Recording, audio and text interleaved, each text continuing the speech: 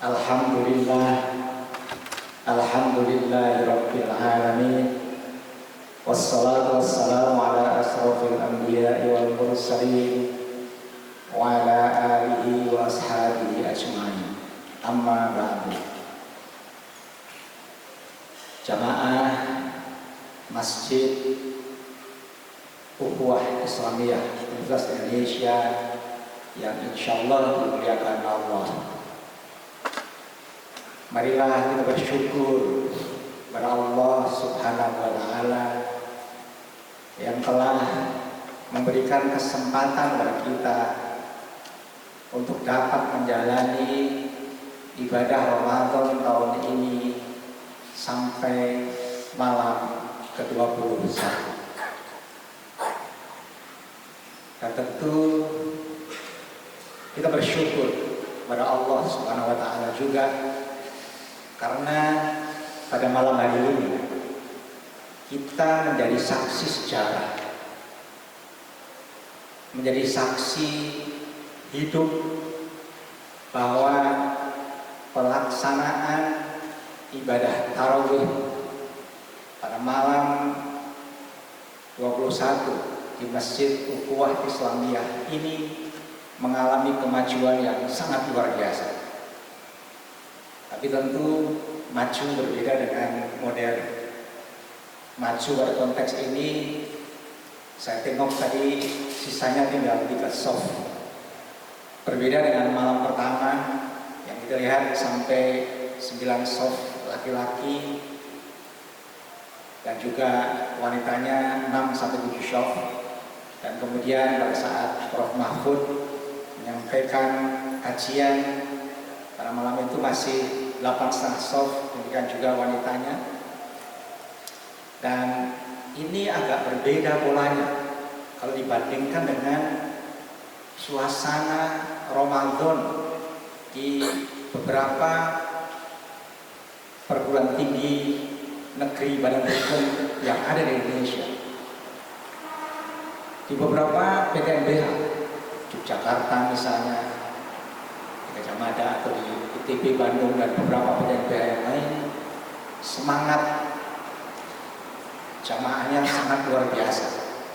Walaupun mengalami kemajuan tidak seperti yang kita alami di perguruan tinggi badan hukum yang paling baik kualitasnya di Indonesia ini, akan tetapi kualitas jamaah Ramadannya masih perlu kita cari cara untuk membuat lebih dahsyat lagi.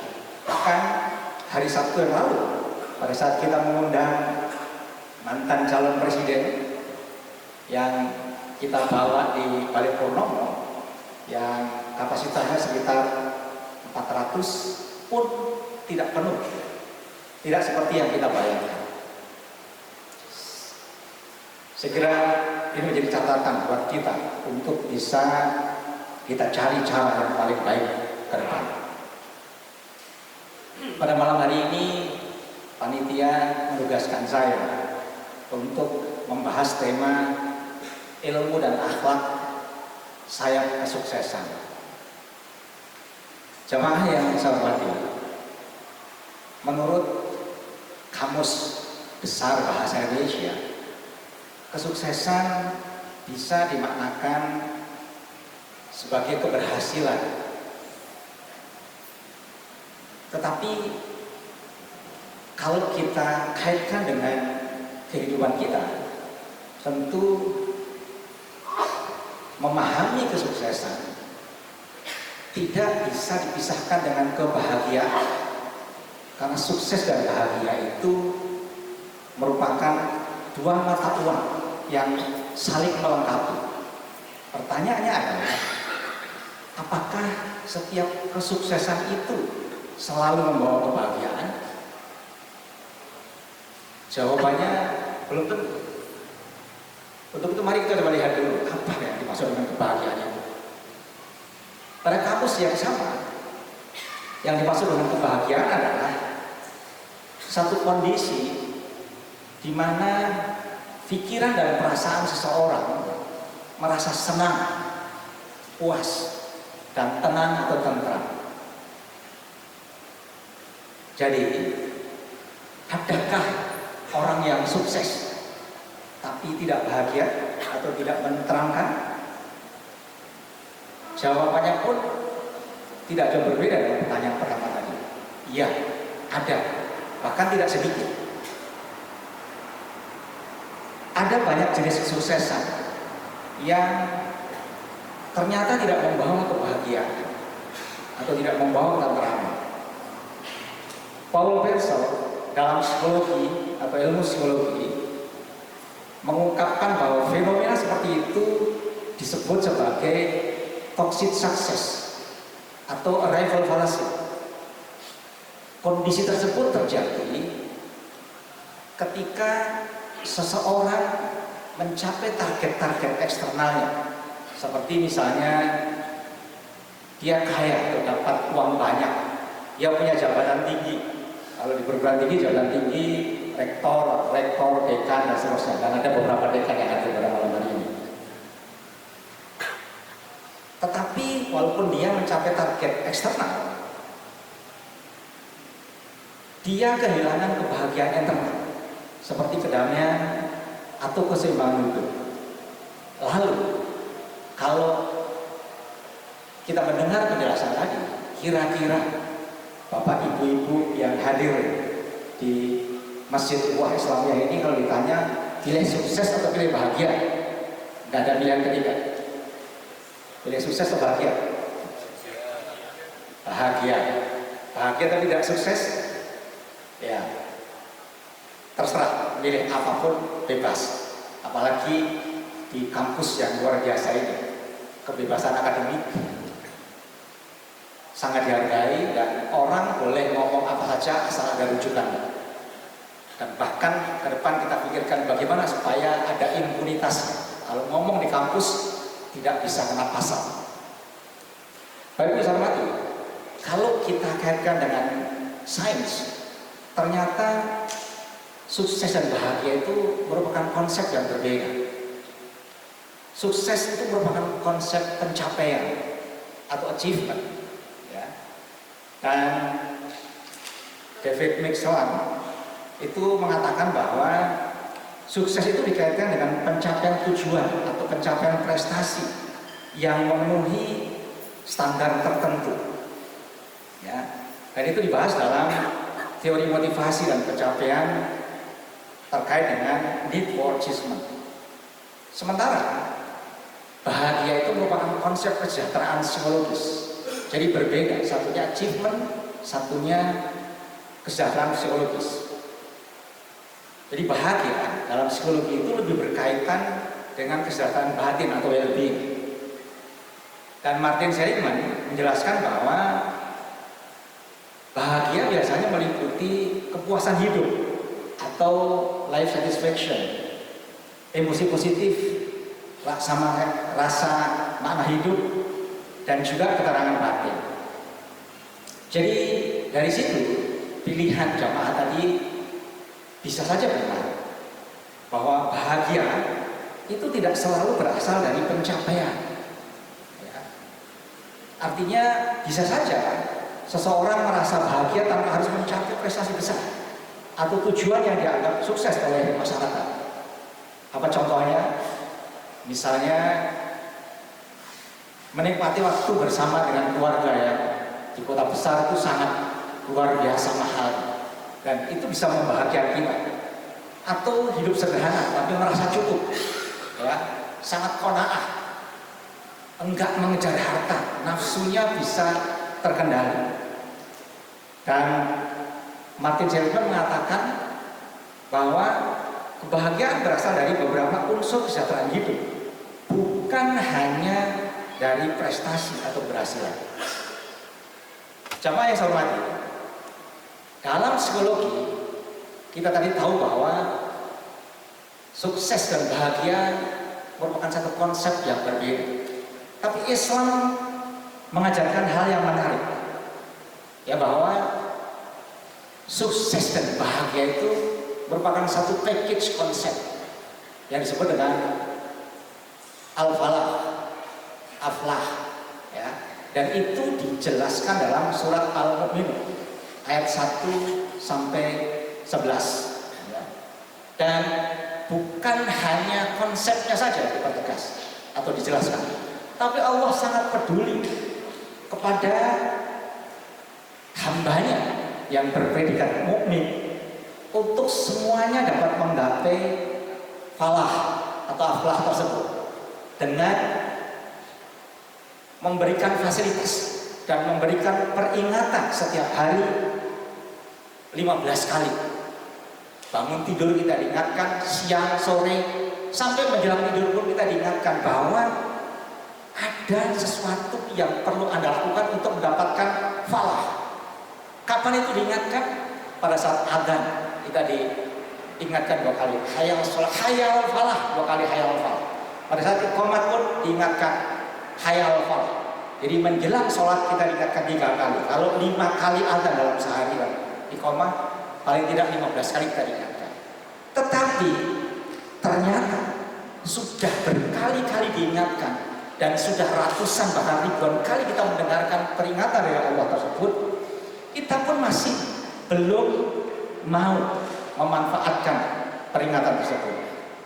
Mari kita lihat selintas Al-Mu'minun 1-11. Kenapa selintas saja? Karena ini hanya kultum, paling banter kuliah 17 menit. Kalau tidak dibelokkan menjadi kuliah terserah antum. Di situ disebutkan a'udzubillahi minasyaitonir rajim, qad aflahal mu'minun. Kata qad yang biasanya diikuti dengan fi'il madhi atau past tense ini, ya, aflaha. Itu berfungsi sebagai huruf taukid atau penguat yang maknanya mendekati sumpah. Artinya qad aflahal mu'minun itu secara bebas saya katakan, saya Allah bersumpah bahwa orang mukmin itu pasti sukses dan bahagia. Ini Allah yang mengatakan. Kalau presiden pun yang mengatakan, kalau force major bisa saja presiden tidak menepati janjinya, tapi karena Allah pasti. Jadi orang yang mukmin pasti sukses dan bahagia.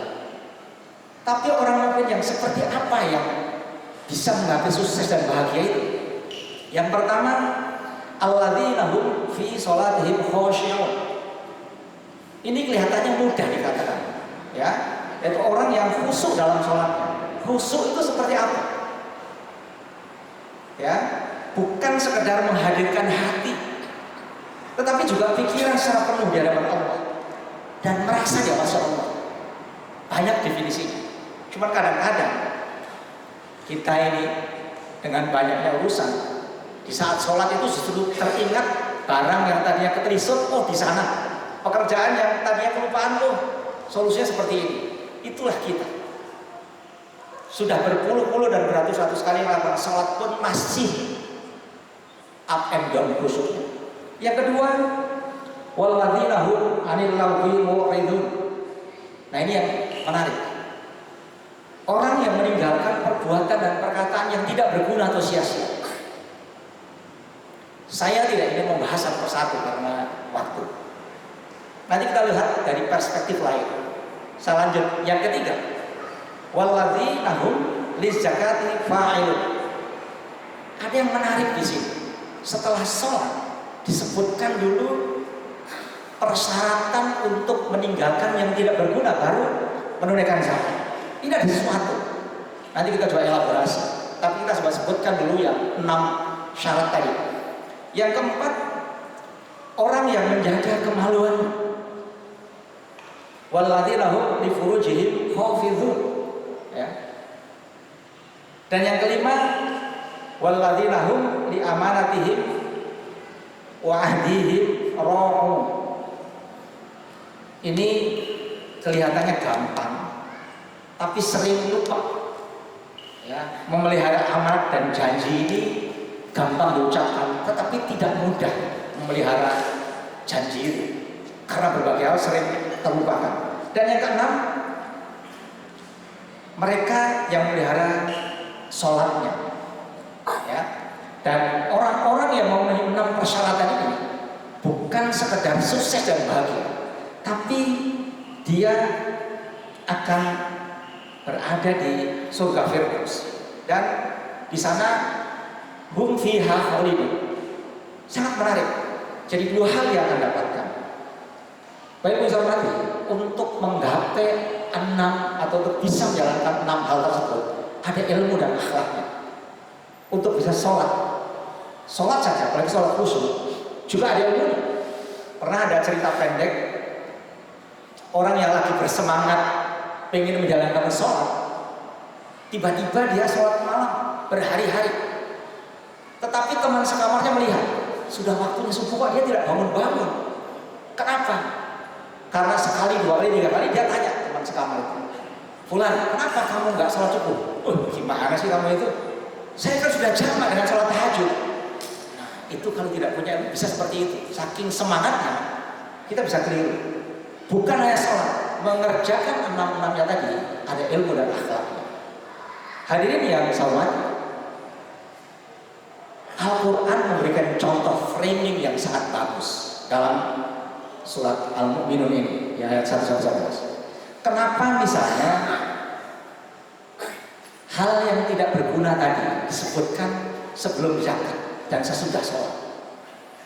Kalau kita kaji secara agamis dalam berbagai referensi, saya coba summarize bahwa ternyata sholat itu bisa membentuk kesadaran spiritual yang sangat luar biasa kalau sholatnya benar. Dan kesadaran spiritual itu melahirkan disiplin, dan disiplin diri itu memungkinkan dan membuat mereka melakukan amal sosial secara terus, termasuk memberikan zakat.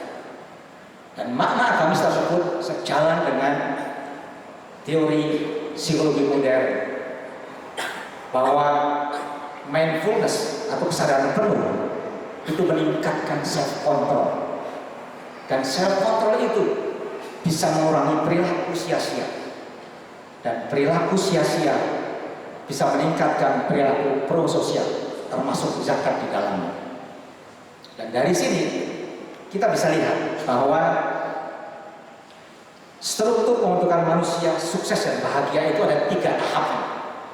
Selain 3 tahapan berikutnya, tahapan pertama spiritual awareness, ditandai dengan khusyuk dalam sholat. Kemudian tahapan kedua self discipline, dan tahapan ketiga social responsibility, menunaikan zakat.